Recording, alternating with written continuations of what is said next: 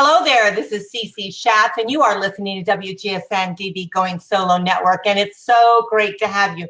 We have a very special show tonight. We're going to be showcasing kind of a lot of different platforms, our business platform, our authors platform, Going Solo with Cece, and just WGSN as it comes. So y'all know that we are the single talk station, and we like to be able to bring you new and exciting bits and pieces of information, along with some really self-discovery, down deep learning experiences for you. So we try to help you, walk you along some of the difficult times in your life to really bring you to living your best life. That's what our station's about, WGSN-DB Going Solo Network, and that's what all of our hosts and all of our guests and everyone that wants to reach out and really make a difference in your life. So we have got something totally new tonight, and this show, I'm very, very excited. We have a 2020 presidential candidate that's going to be speaking with us tonight. I'm going to bring her right on. Her name is Sharmin Smith, and I'm going to just bring her right here with us because I think it's so important that we that we just get every bit of information. Well, welcome to the show. Hi, how are you? It's great having you. Now, those of you out there, you can call us if you'd like.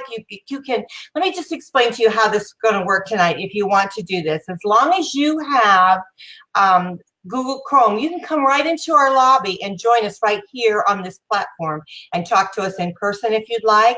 It's important to us to know what issues that are important to you. Not that you can ramble on and make a big political stand. That's not what we're really here about. My station is not about that. It's about growing of one's mind and heart and soul.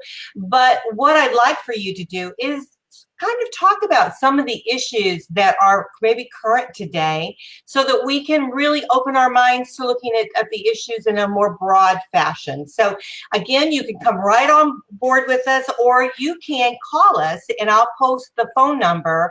If you have a question, a comment that you want to say, please keep it clean, nice. I mean, we are all adults here and we respect you as equally as we hope you'll respect us. So let's get on with the show. So welcome so much to the journey of this 2020. That's, although we say that's not very far away, but it's just around the corner. I mean, we say it's just, we think about it's 18, we got a couple more years or whatever, but it's really just around the corner, isn't it? It really is just around the corner. In the next 3 weeks, we'll finish up the midterm elections, and that's extremely important. But as soon as that's over, people will switch their focus to the presidential primaries that will be starting in 19, and then, of course, the big election in 2020. Donald Trump has already filed all of his paperwork as a candidate. He's collecting donations, and he is running with the intention of running again in 2020. I anticipate him to receive the RNC nomination, and the only way to beat him is to get the DNC nomination, and that's what I'm pursuing at this time. Okay. Well, tell us a little bit about your journey. And I did post up the number here, so if anybody wants to call us, they want to make a comment, they're more than welcome to do that. I'll keep posting it from time to time. So tell us, how come you decided to do this? What is your journey that got you to the point where you feel like you want to do something to make a change? So my story is a little different than everybody else's, and I've had to learn to embrace it through the years. One of the things that makes me a little bit different is I'm an author of a fictional book called Taming the Tida. And Tida is a Hawaiian word for an aggressive female personality that will fight you. So Shakespeare proved that he could tame a shrew, and I'd like to think that I proved that you don't tame a Tida will tame you. And it is a fictional story about politics, religion, and a reality TV show giving Republicans a candidate capable of beating Hillary Clinton in 2016. I self-published the book 6 months before Trump announced his campaign, and a lot of what I wrote played out in real life, just not in the way that I wrote it. I wrote a beautiful story about uniting the nation and the world behind the common cause of eradicating pedophilia.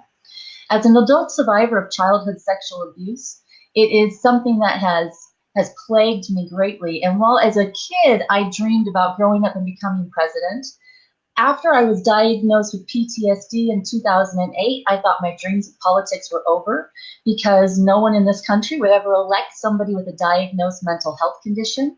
And writing this book was a way to live out my fantasy of being involved in politics and making a positive change throughout the world.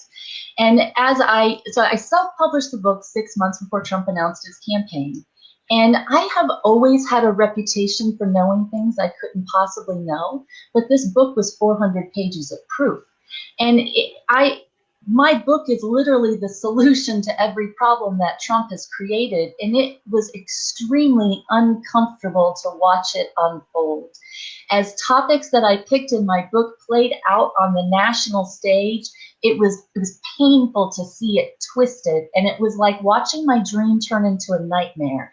And so for me, this is about taking my dream back, because I'm not the only one hurting here in America. We're all struggling with the changes that have come in the last few years.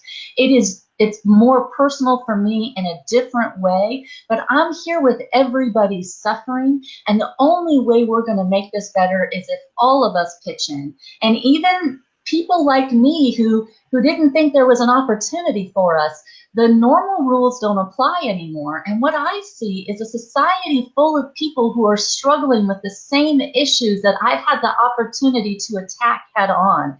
I see a country full of people suffering from PTSD. And now as we go through this Me Too movement, men and women don't know how to communicate with each other because they don't understand what the normal rules are, when nothing really changed, but everything changed overnight.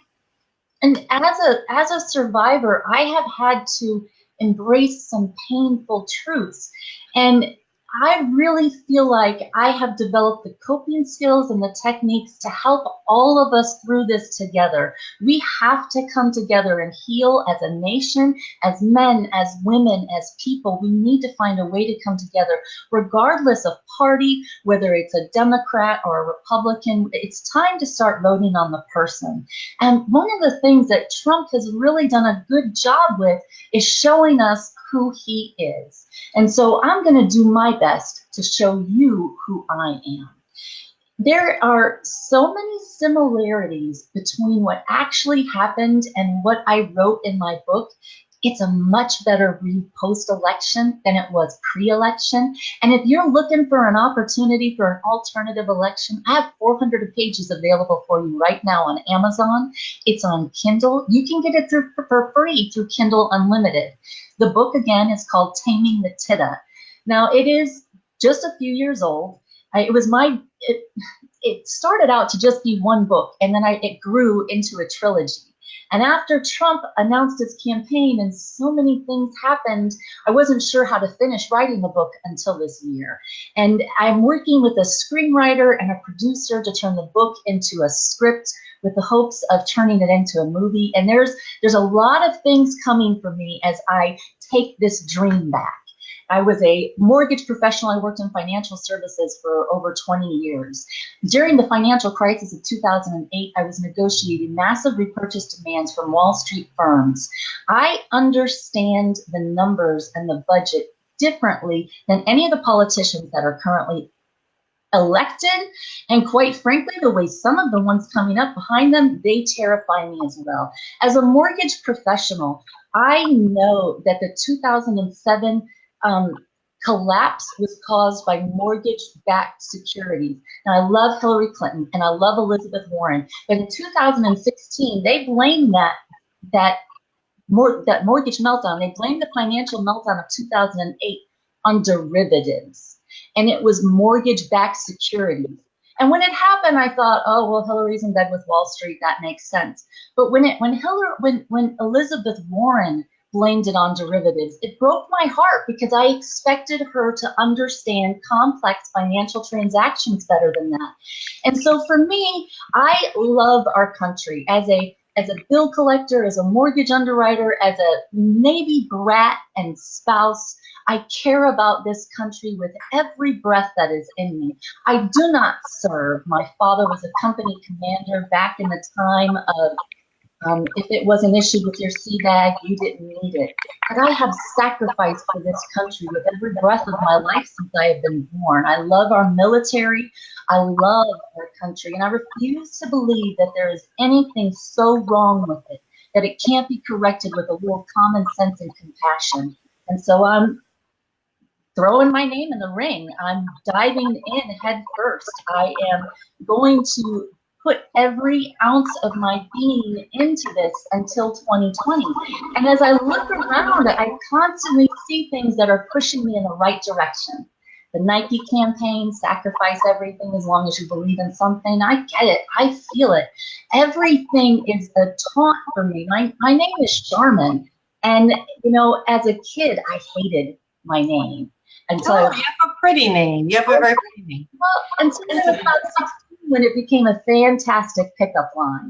But as a kid, it was Sharmin. Oh, are you sweet? I think I pronounced it Charmaine, but it's Sharmin. Sharmin. So let me ask you just a couple questions so that we can go on, because I know some people are thinking when you talk about you know, suffering from what is it? PTSD, post-traumatic stress disorder. Right. So if you suffer about that, how is that going to, you know, they always question your mental, you know, abilities. So how are you going to be able to overcome that, or how is that going to be affected when you're, let's say you're in office? How is that going to be, you know, affected? How are we going to be, the American public, be affected by that? Absolutely, because my PTSD impacts everything about me, and it impacts the logic and the way I handle things. Mm-hmm. We most commonly associate PTSD with war veterans who experience traumatic events, or police who see such horrible traumatic events. But the truth is that over 50% of the people who have PTSD have it from childhood sexual abuse, more than military and police combined. So what we're seeing right now with the Me Too movement is there is millions of sufferers of sexual assault who weren't able to get the treatment necessary to be able to deal with their flashbacks and their nightmares and their triggers.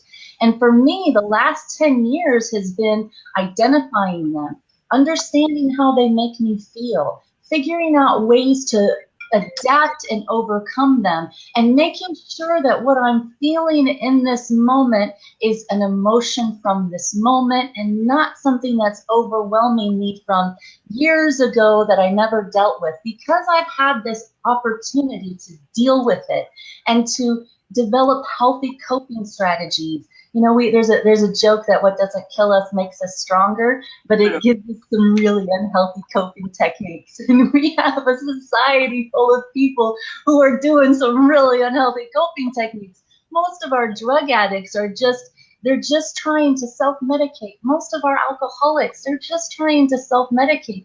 They don't have the ability to get the health care and the tips and the techniques and the medication that they need to truly treat this.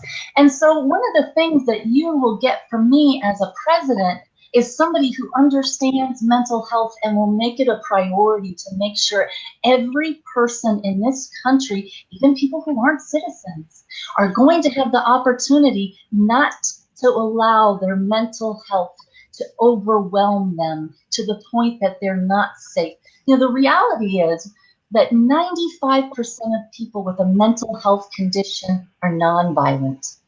Most of us are abused. We're broken inside, and we know what it feels like to be abused and to be mistreated, and we would not ever treat another person that way. But we struggle with our sensitivities, and we don't succeed in speaking up for ourselves. And it has certainly been something that I have struggled with throughout my life. And finding ways to speak up and defend myself and to fight for other people the way no one ever fought for me, it strengthens me in a way that I never could have imagined.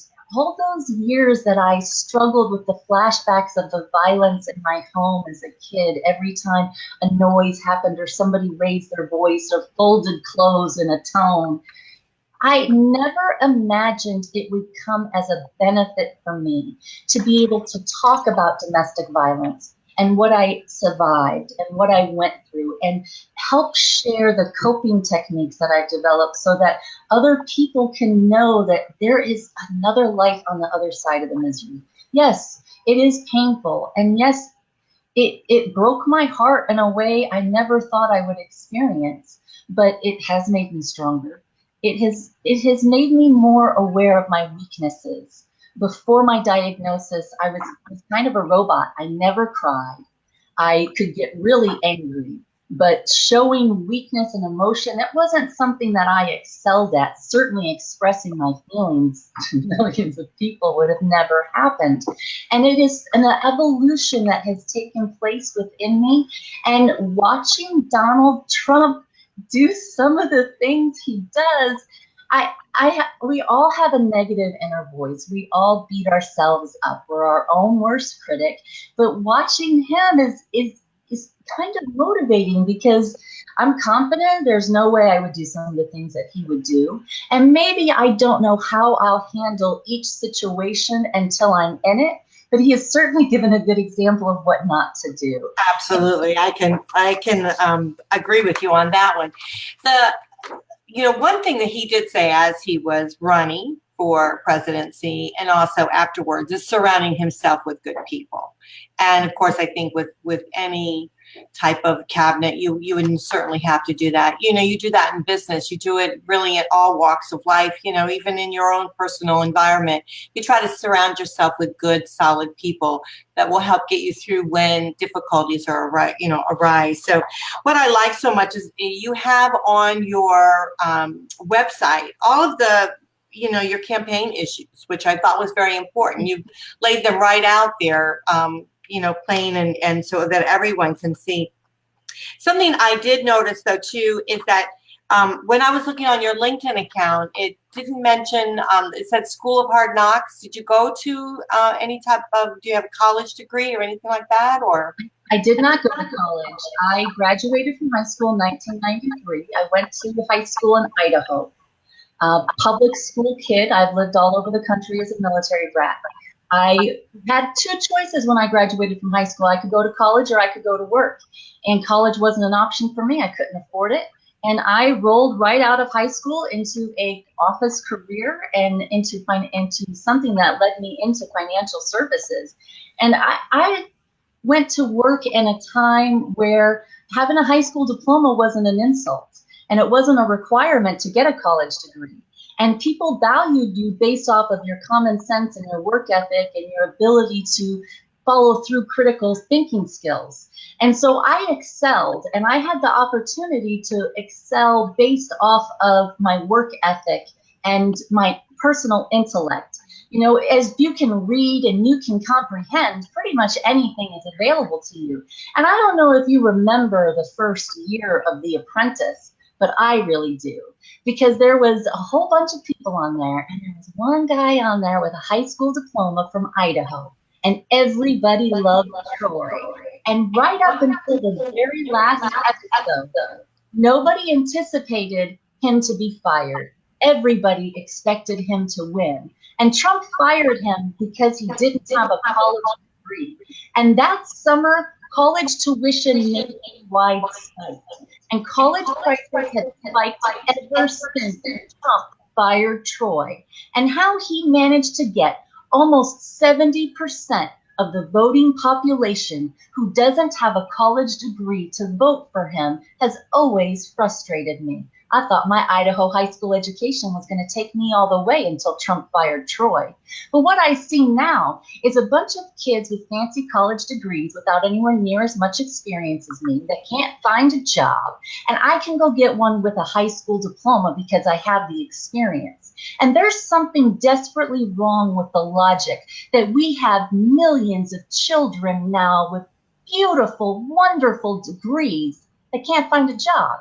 It's not about the degree that you have. It's about how hard your work ethic is and who you are as a person. But it also comes down to the reality that a lot of these wealthy corporations have shipped their jobs overseas. They have taken advantage of a tiny loophole that allows them to outsource our jobs, even financial services jobs. As somebody who worked in the mortgage industry and made the personal effort to talk to people before we had to foreclose on their homes, the fact that these banks think that they're just going to send these jobs to another country where a computer or an automated system can dial your house and then ship you to foreclosure without making a real attempt absolutely infuriates me.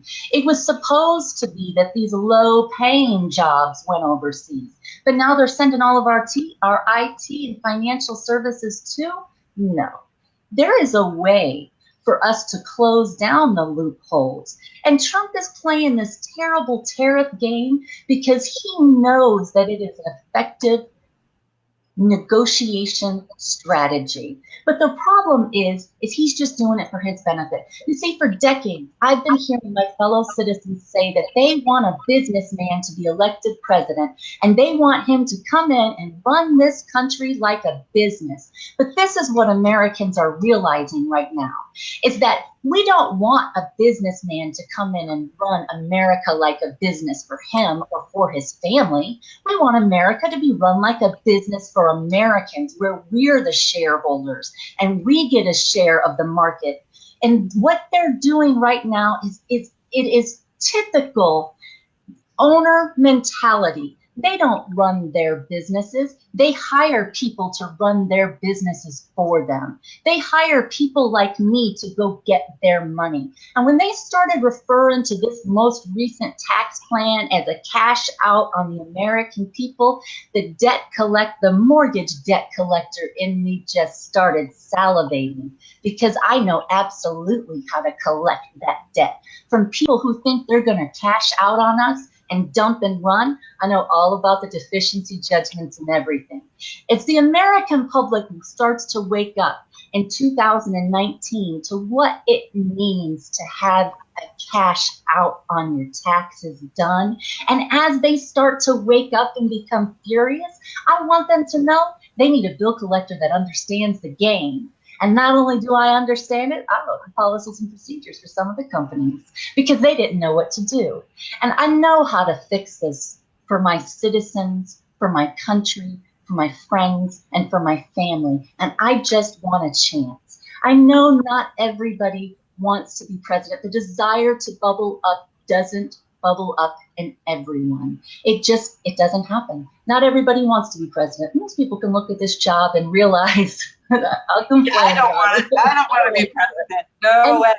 I'm very opinionated but sometimes it's really not about our opinions. When someone is in office, it's not about their opinion. And I think we often see that and with what's happening in today's world, but it's really about what's good for the American people. You have to put all of us in a whole as to what's going to be better for all of us. So what we're going to do is let's take a quick break. And when we come back, I'd like to talk about some of these other issues like you have about immigration, climate control, or climate change, I should say, healthcare for all, and gun control. So, these are some really hot items right now. And so let's go ahead and take a quick break.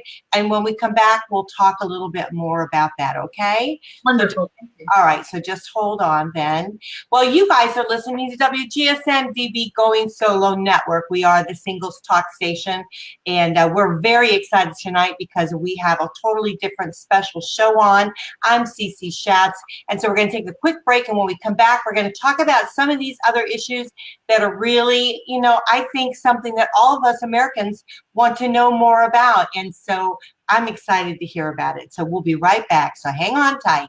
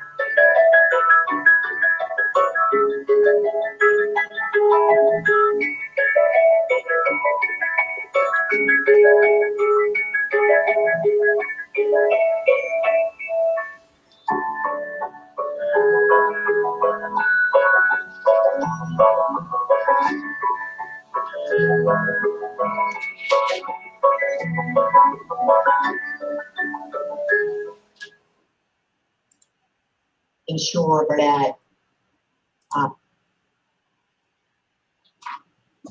okay, so we're coming right back here, and I'm excited about what we're bringing forward. We have Sharmin Smith with us. She is going to be the candidate for the 2020 presidential election. And we've been talking a little bit about her background, her journey, how she got to really want to be here and represent our wonderful, United States. And so I want to thank you and bring you right back. So welcome back to the show. Thank you. Thank you so much. I appreciate it.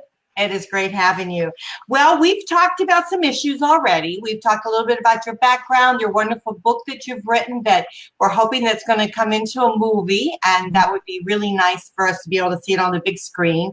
We've talked about how you feel and how you're so passionate with regards to mental health issues. Also, I just hate to say the violence that's happening within our communities, and with regards to children and sexual abuse and all of that. So we've talked a little bit about that. I probably don't think we can ever talk enough, about it.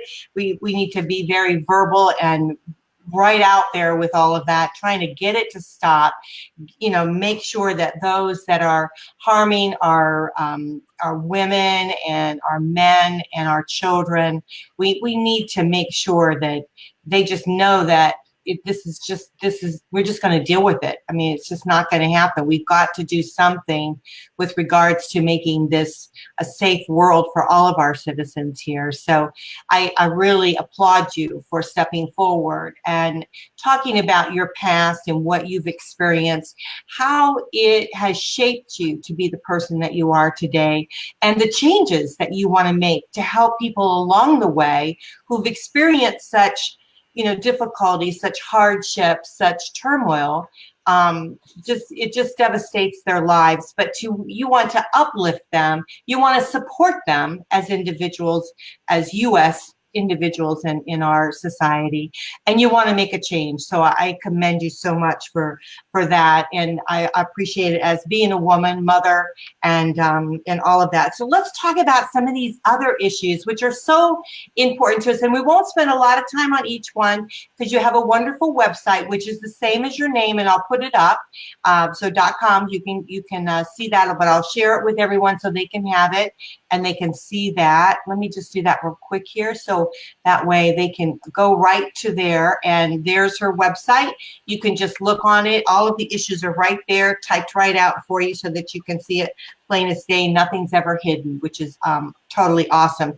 So also, audience out there, listeners, you can come with us right here on our platform. All you need is Google Chrome. You can come to WGSN-DB Going Solo Facebook page. You come right into our lobby and you can talk to us, or you can give us a call, and we would love to be able to take any calls any questions that you might have. I put the number up there for you. So we are here for you tonight, and we don't have a time frame, so we're going to go as long as we need to go tonight. So let's talk about the first issue, okay? Immigration. That's a hot ticket. How many walls are you going to build? So I have a completely different perspective on immigration than Mr. Trump does. Okay. I'm a Mayflower descendant. And I like immigrants, even the dirty, nasty ones that bring crime and disease. I have never had a problem with an immigrant or even noticed an issue with an immigrant until Donald Trump came around. And it has caught my attention that he's a first-generation American and his mother came here illegally. And he doesn't seem to trust people who come here illegally and have their children. And honestly, I never thought that there was an issue with our system, the way it was set up, that you could come here and be born here and you're magically an American. And I know other countries like Russia think we're foolish because apparently they are sending a lot of people here to have babies so that they can become Americans. And now they're just going to run for office and be moved into lifetime appointments while they do everything in their power to destroy our country. And I understand that this country has a reputation for white people thinking they can just show up here and take over, but that's not the way it's going to work around here anymore. We as Americans, the people who have been here, have gone through and witnessed an evolution where we have had to embrace the shame of our actions. We did not conquer a continent. We plowed a path right through the middle of it, but that doesn't qualify as conquering it. And as I understand it, the indigenous people of this continent used to travel freely across it for thousands of years before my ancestors showed up and claimed it as their own and started killing people, charging them, whoever was alive left to live on it. The reality that Donald Trump thinks that he doesn't have to apologize for America and he can just walk around calling people nasty names is unacceptable. It's un-American, and it is destroying us more and more every day. The Russians, we did not beat them with the Cold War. They are not going to storm our beaches like we feared during the movie Red Dawn. They have figured out our system and infiltrated us from the inside. They're not going to bomb our cities. They're going to divide us and separate us through social media. And the idea that some people would rather be Russian than be Democrat positively disgusts me. And I can't even imagine, I never in a million years imagined I would live in a time in our country where I would see these things taking hold. And now's the time for all of us to step up. We know that history repeats itself. We're smart enough to understand that we are on a very dangerous path here. We're not in the beginning stages of a dictatorship takeover. We are well down the way, and the only way to stop this is from within, from somebody who can beat him. And so there's another portion to this that people don't really understand as we talk about immigration and we talk about DNA and what it really means to be an American. And the reality is that there's a genetic connection amongst the presidency. All of the presidents are related to one king from 800 years ago. And we all know the story, whether we realize it or not. And the only way to beat Trump is to have somebody from within the genetic connection fight him. And that is going to be me. Because if there is anything that I have learned from Ancestry.com, it is that that history is a lot more interesting when you understand how you're a part of it. And thanks to Ancestry, I've been able to click 1,000 years worth of leads, and I can explain the story to all of us and how it impacts all of us. We are talking constantly about how much our country is starting to represent and be similar to medieval feudalism. And it makes perfect sense because that's where all of our processes started. Trickle-down economics started 1,000 years ago, and we're still fighting the same battle with the same rich, greedy, violent, torturing officials who think that they can just mistreat people and tax them to death and we'll just bend over and take it, and that's just not working. It used to be that the poor people resolved these issues with pitchforks and torches, and that's not the way it works here in America. America is the greatest union that was ever created. We have the ability together to collectively bargain and to make changes, but the our government is not being run like a union to protect its employees. And that's part of the change that needs to take place. This idea that businesses can get deductions and write-offs so that they can cash out and take money away from the American people, that isn't new logic. This has been going on for a long time. We have the opportunity to break the cycle for the first time. You know, as a survivor of domestic violence, and we're in Domestic Violence Awareness Month, I don't like to talk about it, but I like to talk about the cycle of abuse. When you're in an abusive relationship, you start to recognize there's a pattern. And a lot of us are seeing it alive and well in our White House right now. And a lot of survivors of domestic violence have been triggered and they've been upset. A lot of sexual assault survivors have been upset since he came on the scene because his behavior is familiar to us. We've seen it before. And this cycle of abuse that we're all trapped in, it is exhausting and it is wearing us down, and it is for the purpose of wearing us down, because if we get so exhausted, the more tired we are, the more they can get away with. And he's counting on people, he's counting on people getting tired. He's counting on people giving up. And there's a lot of people who are saying, I don't think we can beat these people. Even Trump's saying nobody can beat him, which is the best thing in the world for me. I love to be underestimated.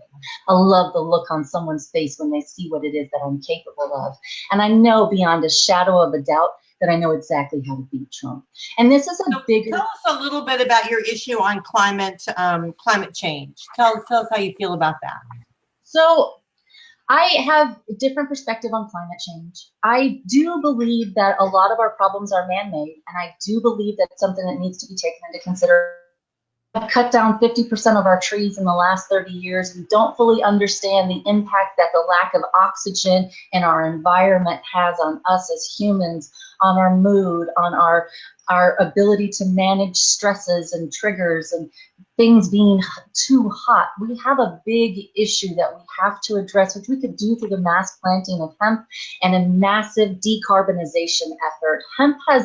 Plants have the magical ability to suck in carbon dioxide and spit out oxygen. And we have to do something to get rid of the carbon that is poisoning our atmosphere and making everything so much hotter. But there's another aspect to our climate change that it's something that came to me when I was writing the book.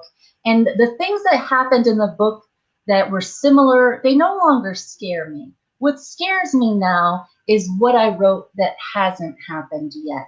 And we do not fully understand continental drift and the way the land masses move across the core of our planet. These oil pockets are all over the planet, and our oil companies can find them.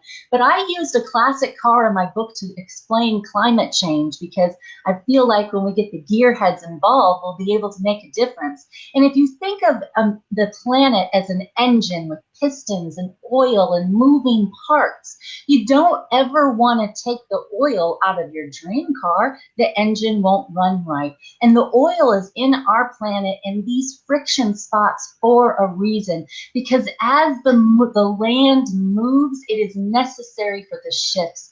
And I believe the next massive land shifts are coming. They're imminent. The earthquakes, the volcanoes, the mudslides, the sinkholes, the massive storms. One of the things that I shared in the book looks 45 years ahead, and then it looks back, and if time is fluid, it's expressed in the book in some ways. And for me, the reality that this massive event is going to happen I see it is that we have a rare opportunity right now before real mayhem hits to address some of our societal issues. One of the things that I really advocate for is the death penalty for pedophiles. And I understand that the death penalty is very controversial. You're going to have to be controversial and say things to get people's thinking and talking. And the reality is that we have Republicans running for office right now who are calling for the death penalty for women who get abortions and the doctors who provide them, for drug dealers and drug addicts, Nikki Haley went to the UN and said she supported the death penalty for LGBTQ people. And if we're going to talk about the death penalty, I'd like to talk about it for pedophiles, violent murderers, and violent rapists, because I absolutely do not want to see a time when these massive shifts hit and real mayhem breaks loose, and we have rapists and pedophiles heavily armed. We have a gun control issue in this country that I'm not sure we'll ever fully get a grasp on. I was very aware when I was writing about gun control in my book that I was pandering to Republicans. And I wrote this book before I moved to Ohio and decided to become a gun owner.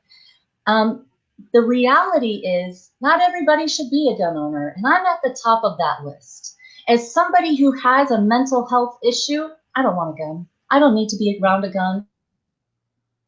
The only way I can feel safe is to have a gun. There's a bigger issue, and we need to start addressing the bigger issues. Yes, we have a Second Amendment. Yes, we have a right to bear arms. Do I think we need do I think regular people need an AR-15? No, absolutely not. I believe a well-regulated militia, I believe we have that with our Air Force, our Army, our Marines, our Coast Guard. I believe our Navy, I believe we have a well-regulated militia that is necessary for the protection of a free state. I don't think every person in this country needs an AR-15. I think that's unreasonable.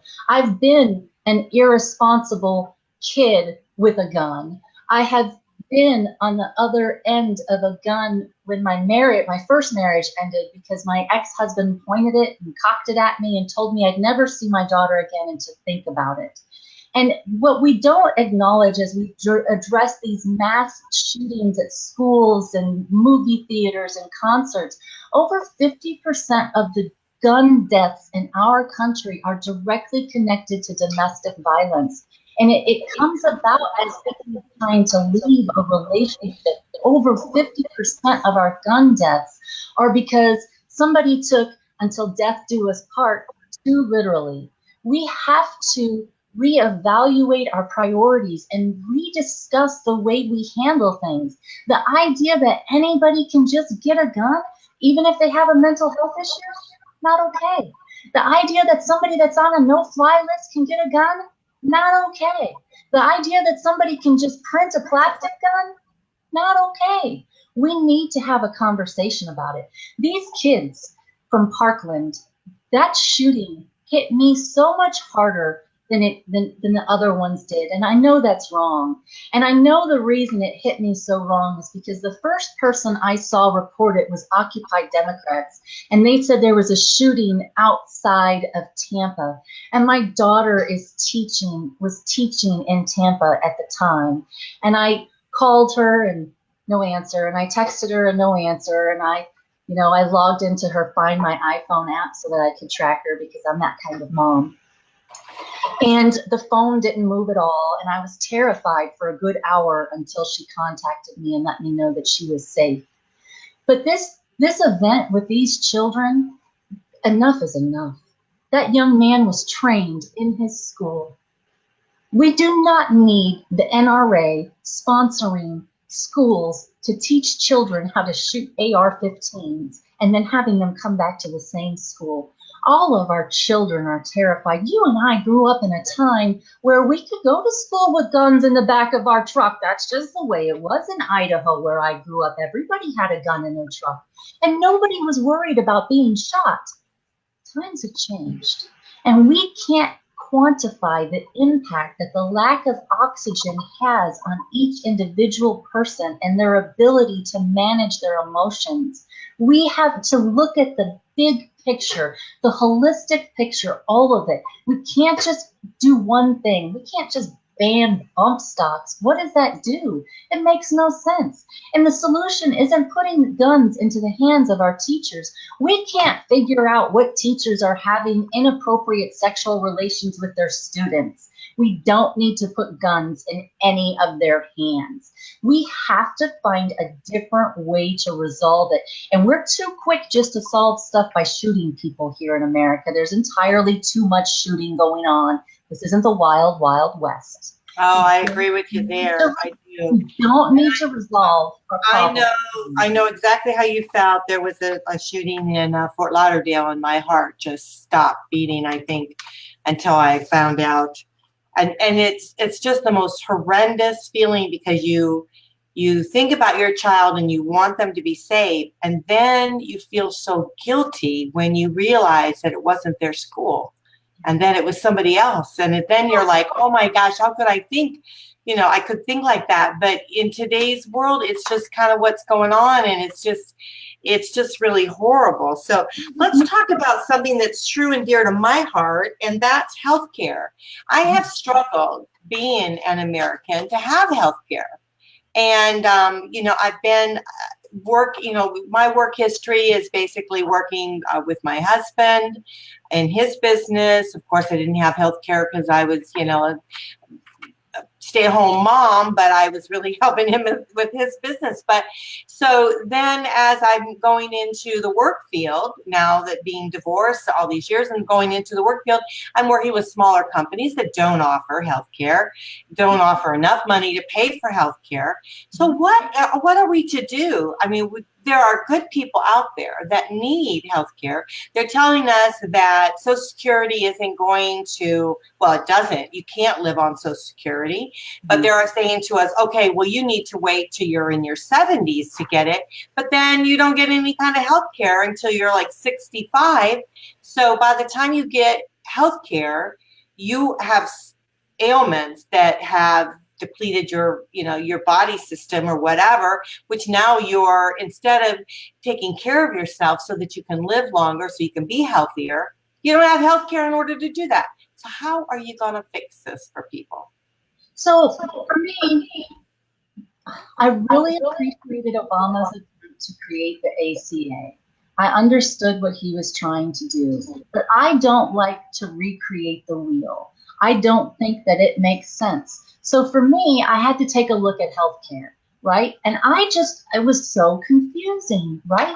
We have Medicare, we have Medicaid, we have TRICARE for military, we have TRICARE Prime, we have TRICARE Standard, we have TRICARE for life, we have the VA, we have CHIP, we have Obamacare, we have almost a dozen government healthcare programs with a dozen sets of bureaucracies and red tapes, a dozen sets of payroll, and each of these insurance companies provides a separate set of fees and payment, what they'll pay to each company. It's ridiculous.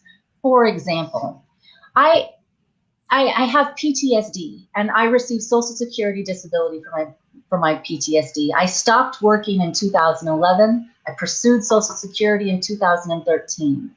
My husband receives TRICARE because he's military. So I have two forms of government health insurance. I have had multiple surgeries to repair the long-term damage from the trauma that I survived. Let's just do some fun, easy math. And let's say my last surgery was $100,000. Medicare will only pay 80%. So they'll pay $80,000. So then the company, the doctor, bills TRICARE, but TRICARE says they'll only pay $10,000 for that surgery. So if you want my $10,000, you have to give back their $80,000. So what the doctor does is they just write off the $20,000 that I still owe because they don't want to accept the TRICARE. The best way to resolve this issue is to combine all of the government health care plans into one. Split the difference between Medicare and TRICARE so our doctors are still getting something to get paid for, and so that we're not fleecing our country and our fellow citizens, and use our Medicare tax deduction out of our paycheck to pay for all of it. The ACA upset me so much because it was another fee, another tax, and it doesn't make sense. Bernie's plan upset me because it was another fee, another tax, another program. I don't want another program. I just want one. But this is the thing about me. When I do something, I do it right. So I want my healthcare to have not just all the physical stuff I need, not just the mental health care and the drug addiction. I want dental and vision and hearing and speech and everything else that we need. I want my American citizens to be cared for and provided for. And as a military brat and a military spouse, I know I don't speak for everyone in the military, but I refuse to believe that they would not be willing to lay their lives down on the line for these strangers, these fellow citizens, but not be willing to share their pricing for healthcare. That's ridiculous to me. Let's combine it all into one and let's make it work. Now, we have a 1.85% tax deduction that comes out of everyone's paycheck until $120,000 or $128,000. So if you make $300,000 a year, you only pay tax at 1.85% taxes on that first $120,000, and the rest of it's free money, except for, you know, FICA. But the idea that you're capping Social Security and not providing health care to our citizens is foolish. I would lift the cap. And that is only going to impact a small percentage of people in this country, but my tax plan counteracts it. It is actually a better plan overall for American citizens. But we have to fund this the way it's already being funded. The fact that we have to wait until we're 65 or 70 years old to use the Medicare that we paid for 50 years is unacceptable. It's unacceptable, and make someone else go out and get a separate policy. It's ridiculous. If employers want to provide a Gucci policy to their employees after this healthcare plan, they can provide plastic surgery. That's what people want. They need healthcare. They need prescriptions. They need mental health care. They need vision. They need dental. They need hearing. We make enough money in this country to pay for everything we need.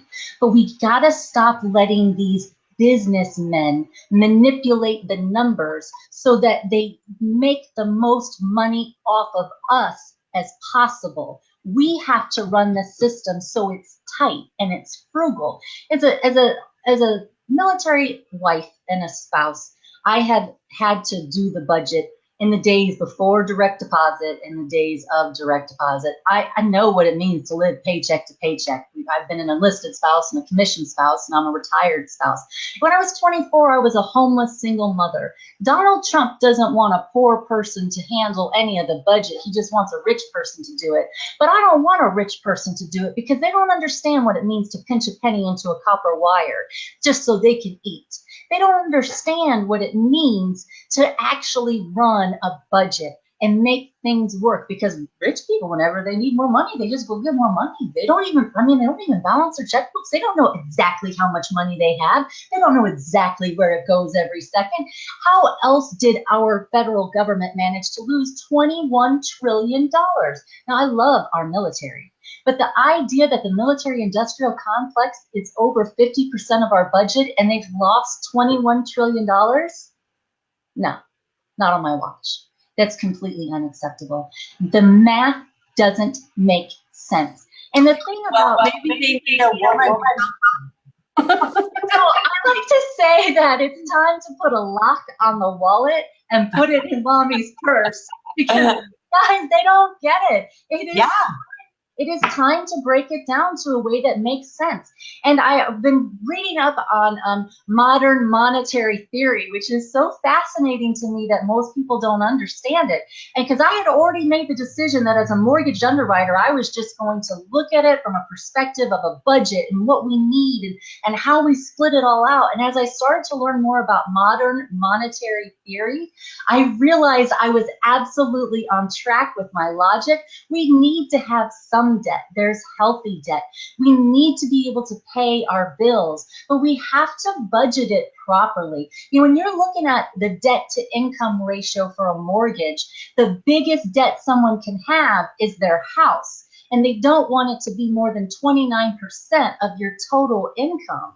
But if you think of our military industrial complex getting 50% of our budget, that means I would initially look at dropping them down to 29%. And there's a lot of people going to have a heart attack about that. But I refuse to believe that the numbers make sense the way they're written right now. And until I get a chance to actually look at the numbers, none of this makes any sense. And as a debt collector, the hardest message I ever delivered to somebody was that it was time to reevaluate their priorities. And America, it's time to reevaluate our priorities. We deserve better than this. We make enough money to have everything we want, and there's no reason for us to treat people nasty to do it. There is nothing so wrong with this country that it can't be corrected with a little common sense and compassion. All of our citizens are wonderful, even the jerks that need to have, an attitude adjustment take place. There is a mentality that some people only understand a punch in the mouth. And so you have to find a way to punch them in the mouth, but we don't run around solving our problems by hitting people. We use our words, and we use our critical thinking skills, and we use our logic. And I know that we make enough money to cover everything we need in this country. And I know that as long as the elected officials, and what we see right now is a bunch of people who all understand the money stepping up to run for office everywhere because they refuse to believe that we don't make enough money to pay for everything else too. And they know we're just getting ripped off. And it is a beautiful time that we're in. It's painful, it's frustrating, it's frightening, there's changes taking place every day, but every day I see proof that the American spirit, the good, the kind, the hardworking, it's still alive, and it is strong, and it is building stronger than ever. And when this is over, we will know the strength of the American people. And I have nothing but faith for the future of what's coming for us. Wow. We talked a lot tonight. So we're getting a little bit of feedback here, so I'm sorry about that. But, these are great topics. They're important topics, and they're real topics. They're real topics to us here, the little people, who are the ones that vote. They're the ones that support. We're the ones that we're loyal, to our, to the president, to the vice president, to everyone that's that's representing us. We're loyal to them. So we just ask for them to be loyal back to us, and give us what we need. We're not asking for more, like, we even in your website, you talk about minimum wage. My gosh, how can you live on minimum wage? It doesn't make sense. And we need those services. That's the thing, is the people that are on minimum wage, we need them. We need what they do for us. Too, and they don't deserve to live some subpar life just because they serve us fries in the drive-thru. I like my fries, and I want them to be clean, and I want them to be healthy when they're serving it to me. They deserve that. Everybody does. This idea that one person is better than the other person, it is the heart of what is destroying us. I remember when I got my first minimum wage job, and I was living in Idaho. I was working in Oregon. It was a border town. I was making $5.25 an hour. The minimum wage nationwide was $4.85. The price of gas was 99 cents a gallon. My wage was 5 times an hour the price of gas. If we had a situation today where wages were tied to a commodity like gas, and when gas prices spiked a few years ago and it destroyed everybody, if we had a situation now where it was tied to gas and the gas price could never be a certain amount within the wage, or the wage was always 5 times the price of gas, we would be in a better situation now on multiple levels. For one, people would have more money to spend, right? This is America. If we're not spending, it's not because you haven't advertised it, it's because we don't have any money. And in order to make we talk about the economy, I always think about income fluidity. And we talk about the fluidity of the income, and it sounds scary because it's a fancy word, but it's really not. Trump said that he was going to drain the swamp. But the truth is he doesn't understand how the swamp was created, so he doesn't have a clue how to go about draining it. And I give a perfect example in my book of how you do it, and it absolutely comes from wages. Like I don't know if $15 an hour is the right wage. I don't know if 5 times the price of a gallon of gas is the right wage for us at this point in time. I'm not sure anybody knows what the right wage is, but it's certainly not $7.25 an hour. I'm not confident that it's 15. When I graduated high school and I got my first professional job, the logic that was given to me was that as long as I was making my age, I was doing good. And I was 17 and I was making 20 grand a year, so I must be doing good. Now, we could never set a minimum wage that was based on someone's age. People wouldn't hire, old people wouldn't get hired. It just never worked. Businesses are cheap. Making a lot of money. It would never work. Businesses are cheap. But if we think about us as Americans in this new millennium, this is 2018, and we're finally old enough to vote, right? It seems like in 2018, everybody finally cares about voting. And if we were paying people our age now, $18.18 an hour, with a guaranteed $1.01 an hour raise every January the 1st, I truly believe that by the time we get to 2020, we'll have the hindsight to prove and to know that the only way to fix the economy is to pay people more money. It has to come together. We have the double benefit of people making more money. They pay more in taxes. They need less services. It has to happen. It's not about the redistribution of wealth. It's about the cycling of the money, the fluidity of the money within the economy and how it flows from one location to another. We can't leave it dammed up for a couple of beavers to swim and play with while everybody downstream dries up and dies.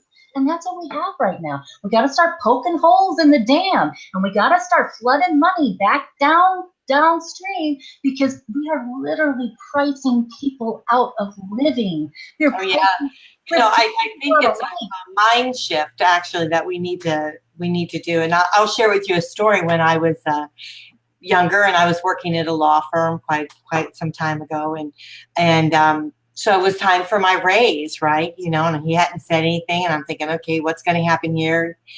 Finally, so I mentioned, something to him about it, and he said, oh, well, I've got that covered, Cece. And I said, what do you mean? 'Cause I'm not getting any more money in my paycheck. And he goes, well, I've changed your title. He changed my title to something that he thought was a lot more predominant, that I should be happy that I'm being called. And, from a secretary to a paralegal, I'm being called this, which I've been doing the work anyhow. But I was like, you gotta be, I said, you know what? Honestly, I said, you can call me anything you want to call me. I said, you just need to put that in my paycheck. And so he realized that I was very upset over it, and he did give me a raise. But it's the thing is, it's our mind shift. I mean, what is the value of the services that are rendered? We need these type of services, trades and people that are getting paid. We need to make sure that individuals are getting paid enough money that they can keep themselves out of a cardboard box at night. They can have air conditioning or heat if they need it. We need to be able to feed our American citizens. I mean, these small little things are things that we need. And it's not something that I think we need to take lightly. And I agree with you about the ones that have a lot of money. I think they just lose touch of reality of how the everyday working man and woman feel. And then we've got our children that are coming up, they're trying, and like you said, in college, they're spending a fortune to go to college. They get their degree and they can't make a fraction of it. They can't pay back their student loans. I mean, they're struggling. And I know that my daughter, coming out of college, $100,000 in debt. My gosh, my parents would have had a heart attack if they'd known that. My daughter went to co-sign a scholarship application for me. There's no way she'd have filled out a FAFSA. It just No, no. And bless my daughter's heart. I mean, she's doing well today. She's working very, very hard, but we cannot impose that kind of debt on our young people. We want them to be educated. We want to encourage them. Every child should be able to have the right for education and not having to go without simply because they can't afford it.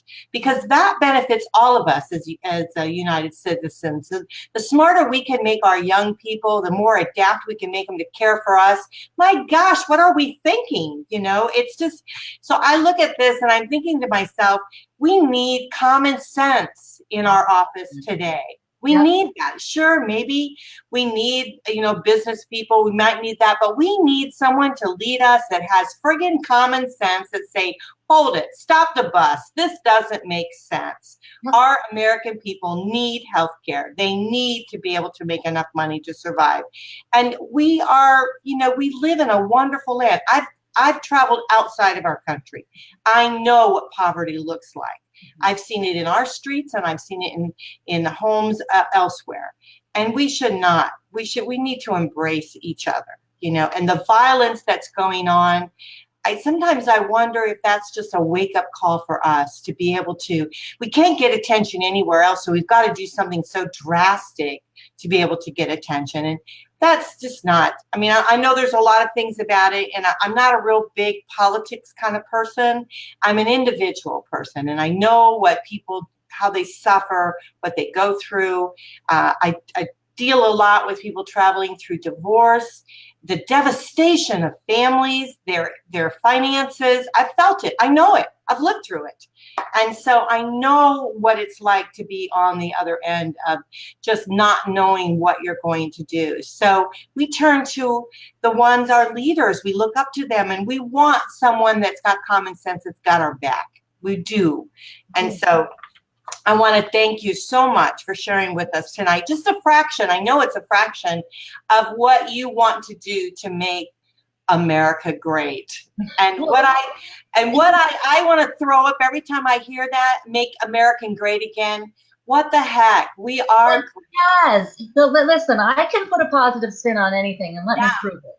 Donald Trump has made America great again. More people are running for office than ever before. More people are registering to vote. More people are protesting. More people are speaking up. This is great. He did a wonderful job. Now it's time for him to go. Yeah. Well, I just want us to be better. I want to encourage anyone out there that wants to run. I love the fact that if someone with the normal political views or the normal statutes within our frame of environment would look at you and laugh, they'd say, oh yeah, right, the education, this and that, and things that you've challenged, the challenges you've had in your life. But I say the other way around. You're one of us. You've been in the trenches and you've dug yourself out. But you've dug yourself out with your friggin' eyes open, and you see everything that's around you. So kudos to you, And now, how are we going to support you to be able to move forward? If someone resonates with what you're saying tonight, what can they do to get behind you and lift you up to be able to move you forward into the platform that you want to be able to go in, President of 2020? How can we do it? Well, first it starts with the grassroots. So follow me everywhere on all my social media platforms. There's not a lot of Sharmin Smiths anywhere. I guarantee you're going to find me. I'm on Instagram. I'm on Twitter. I'm on Facebook. I'm on Pinterest too. I got a Pinterest page.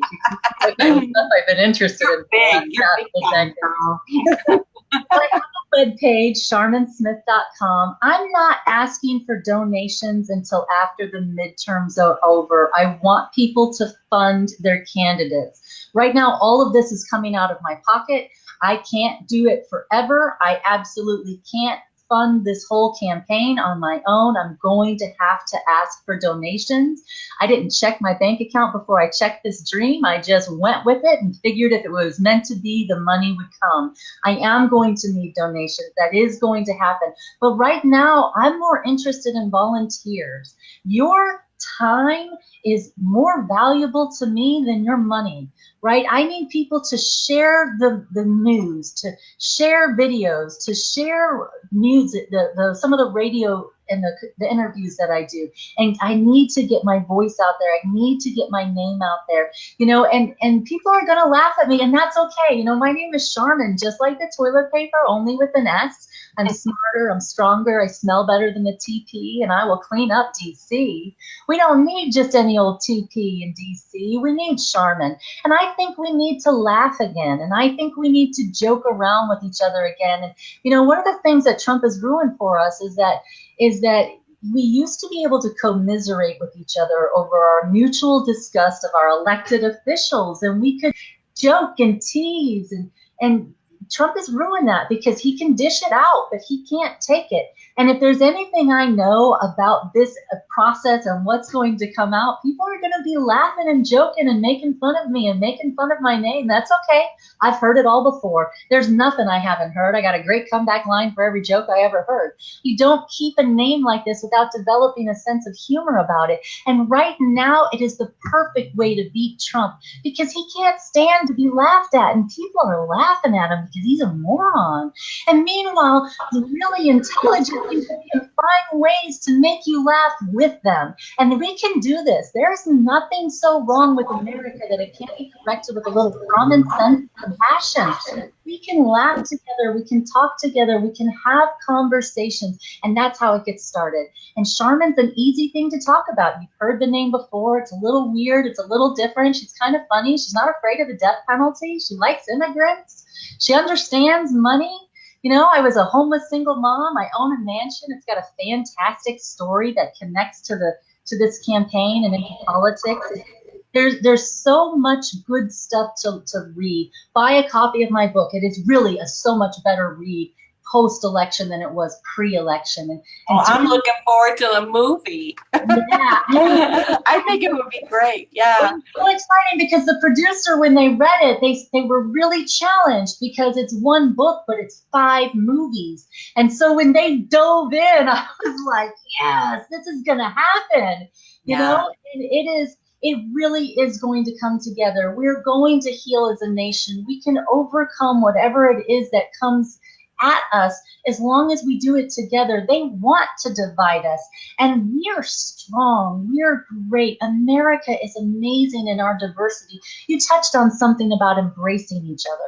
When I grew up in my home, it was so obvious to me that everybody was just tolerating me. Nobody wanted me around. They just tolerated me.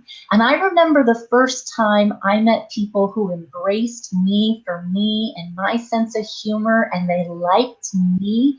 We need to move from tolerating each other to embracing each other, because there are so many good people in this country, whether they're Black or they're Hispanic or they're Asian or they're white. There's good and bad amongst all of us. Can I say something about that? Because I think that when those around us feel that they are being tolerated, and I'm sorry that you experienced that, I think it's because we don't understand them. And so when we don't understand someone that's different from us, then we put up with them or whatever, because we simply don't understand them. So I think as we begin to unite as Americans, let's open our hearts and our minds for better understanding of each other. And I think that will create less violence. If you're truly a friend, you truly love someone else, you're going to want to uplift them and take care of them versus do harm to them. I mean, of course, you're going to have mental problems, people with those kind of issues that we hope that we can get them help, that kind of thing. But in reality, what we don't know and what we fear is what we don't understand. And so we want to be able to have open arms to be able to understand someone better. And I think you coming on tonight was really great because, I didn't know about you prior to this evening.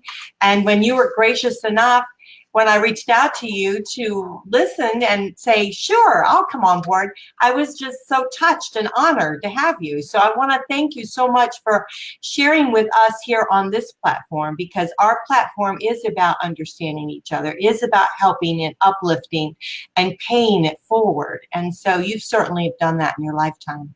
So thank you so much. I appreciate it. Is there any closing words that you'd like to say to the audience? I do want to thank you for pointing out something about my website. And it was something that was really personal to me as I started doing this. I really did put a lot of information in there. I've had people who are professional advisors to politicians tell me to go in and take out most of the information because they felt there's just too much. But it always upset me every time I went to a politician's website and there was one little blurb or paragraph, like, how am I supposed to feel like I can trust this person? So I put a lot of myself into it. There's mistakes. I left mistakes, so you know I did it myself. It's not perfect, right? I'm a normal human being. For me, it was always about what I learned from my mistakes. And I've certainly learned a lot in this process. And it's an evolution. I'm going to be changing. There'll be changes that'll take place along the process. And I'm really looking forward to it. To feel like that there is an opportunity, and it has come all my whole life. The Ancestry.com was able to put everything into a much different perspective for me. And it feels like a lot of this stuff has been prepping for hundreds of years. I mean, I know it sounds weird, but this is a dating channel, and my husband, no man really wants to be the first dude. It's a tough job. And a lot of people can look at Bill Clinton and say, I don't know what a first dude's supposed to be, but I don't think it's supposed to be him. But my husband, when I did my tree, I did his tree too. And his family and my family connect back a couple of hundred years ago. I can trace my relations to George Washington. And during the Revolutionary War, he had a liveryman who traveled with him across the country and made sure his uniforms were straight, and made sure he ate, and made sure his mail was handled. And he traveled with him for years. And he's my husband's grandfather. And so there's so many ways where it feels like this has come together and it is meant to be. My husband is a huge comfort to me, and his military experience is a great benefit to us.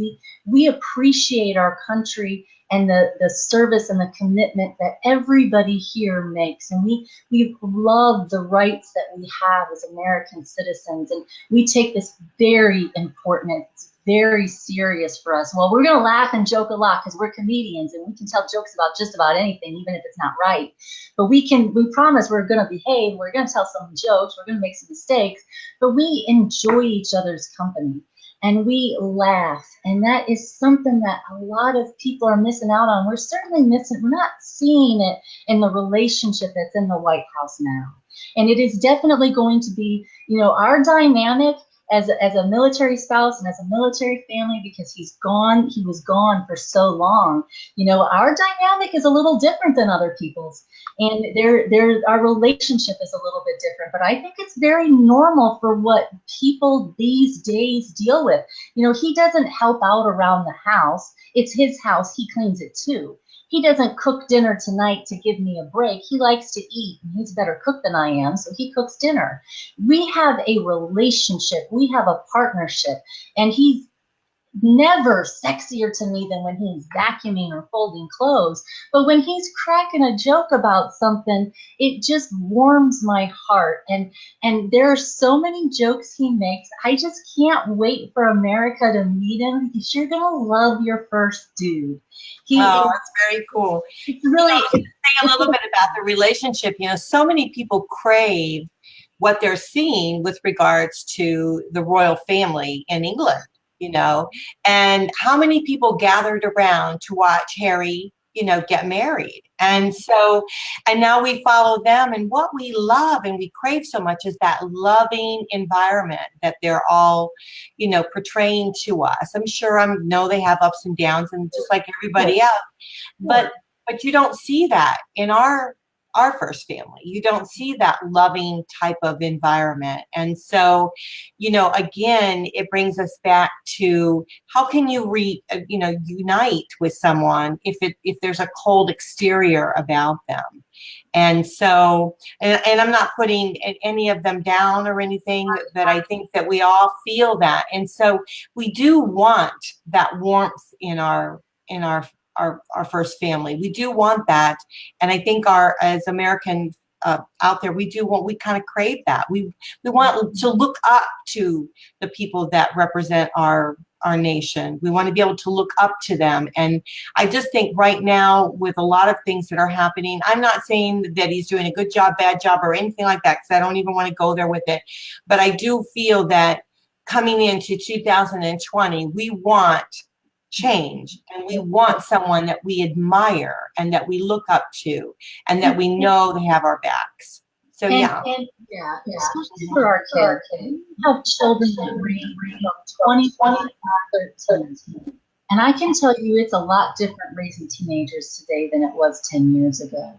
And when I look at some of these parents with their sweet little kindergarten babies, and I imagine what the world will be like in the next 10 years, we absolutely have to do something then. And as a mom, I take it really personally. And I'll joke and tease, and I'm certainly self-deprecating, but I'm a good mom. And I've got good kids. And I promise you, I have faith in America. I have faith in the American people. There's a big change that's taken place. There's an energy shift that's taken place. People are seeing it. They're tired of suffering. We talk about England and loving them, but this feudalism, they broke through this a long time ago. They got past this. We're still stuck in it. And we have to find a way to break this chain because it's not benefiting us. It's making us weaker, and we deserve to be strong. We were once the most powerful nation on the planet. We will be again. But yes, everything swings on a pendulum, right? It swings one way really far and then it levels back out. And so we swung really far over to the right side. And we're seeing things alive in this country that we thought were done. But the truth is, we could have done a much better job handling them the first time. And we're getting a second chance to make it right. But we're going to have to pull together, all of us.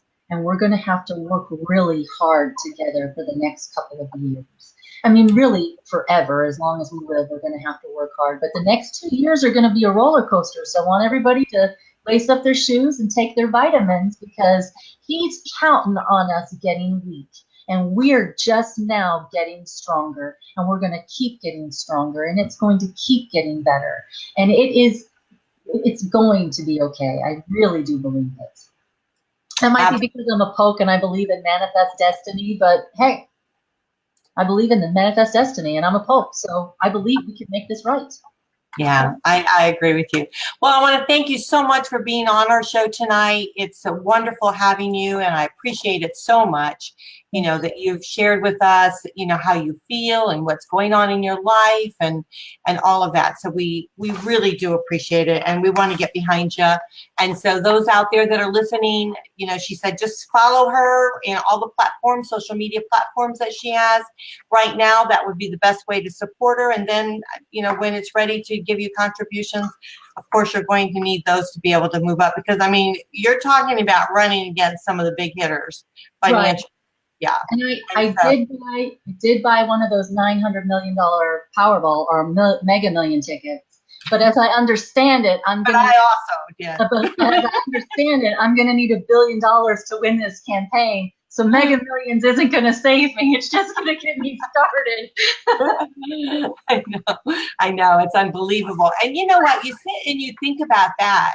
Just that alone, people going without health care and they're spending this kind of money running for office. It just does not make sense to me. Healthcare away, and to take Social Security away, and to take food stamps away, and to take Medicare away, and the situation he's going to put our country in, have you ever seen the movie The Kingsman? I'm sorry, the what? The Kingsman. The Kingsman. Mm-hmm. Yeah. In the end, cell phones, and everybody goes crazy with their guns. Right. Yeah. We have to do something, America. We're better than this, and we need to heal, and we need to come together, and we need to work together. We need to do something about these people who want to destroy us. And it has been a problem that we haven't dealt with, because we do have some right-wing hate groups in this country that are exploding right now. And that means all of us have to come together, and we have to work against them, because that's not what America stands for. That's not the foundation that we were built on. It's not the reason we were here. Now, maybe we came here for the wrong reasons. Maybe we started this country for the wrong reasons, but we're here. We're not going anywhere. We need to make this right before it gets any worse. Absolutely. Well, thank you so much. I appreciate it. Well, we have Sharmin Smith with us. She's running for president candidacy for 2020. And I want to thank you so much for being on the show with me tonight. Wow, we had a jam-packed show. This was a special edition. I want to appreciate Eric Ray for pushing his wonderful show aside for us to be able to broadcast here tonight. So we'll be back on here next week with Eric Ray, and he does the Healthy Living with Empowerment. So we'll be back with that show. But, you know, we have to do whatever we can do to make the U.S. strong, and we need to unite as being citizens here in our wonderful country. And so whatever it takes, we need to do. And so I hope that tonight you heard a little bit of what you needed to hear so that you could yourself make a difference. Because what little bit of things that we can do, I mean, just a tiny little amount that we can do. Be kind to someone else. Show someone understanding if you don't really quite understand what they're going through. Give them some sympathy. Give them, a helping hand. Be able to be open enough to listen to other views, like what we heard tonight. Listen to what Sharmin had to say was tremendous. I think a great stepping stone for us this evening. And as we move forward into this new election, and most importantly, if you don't vote, please go out and sign up and start voting and make a difference, because your vote will always make a difference. It always counts, and that's what's so important. Well, this is Cece with Going Solo, and I am with WGSN-DB Going Solo Network. Our network here is based on singles living a best life, connecting with each other, understanding, growing, and supporting each other. And that's what our station's all about. So it's not just about divorce, dating, and all healthy living, all that. It's about uniting each other and helping each other, getting through probably one of the most difficult times in our lives. And we want to make sure that we're there for you. So love you guys, and I'll see you on, I think we're not having a show on Thursday, I'm not sure, but I will see you again right here on our WGSN-DB Going Solo Network Facebook page. Love you. Bye for now.